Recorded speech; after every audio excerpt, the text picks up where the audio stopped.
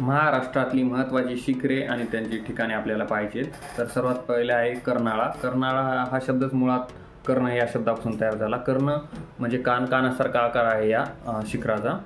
तर आपण जर पाहिलं तर लेडीजकडे कानातले वगैरे असतात दागिने, त्यात कानावरला वेल एक असा एक प्रकार आहे बघा.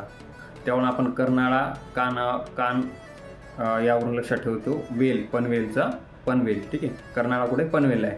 त्यानंतर बघा नवरा नवरी कुठे. नवरा नवरीची फार सुंदर स्टोरी आहे. नवरा नवरी हे दोन डोंगर कुठे आहेत? नाशिकमध्ये आहेत, इगतपुरीला. हे नवरा नवरी इगतपुरी फार सुंदर ठिकाण आहे, त्यामुळे हे इगतपुरीला हनीमूनला गेले असं लक्षात ठेवा. नवरा नवरी कुठे? तर इगतपुरीला. त्यानंतर बघायचं आपल्याला लिंगाणा कुठे? तर रायगडला आहे. तर लिंगाणा कसं लक्षात ठेवणार?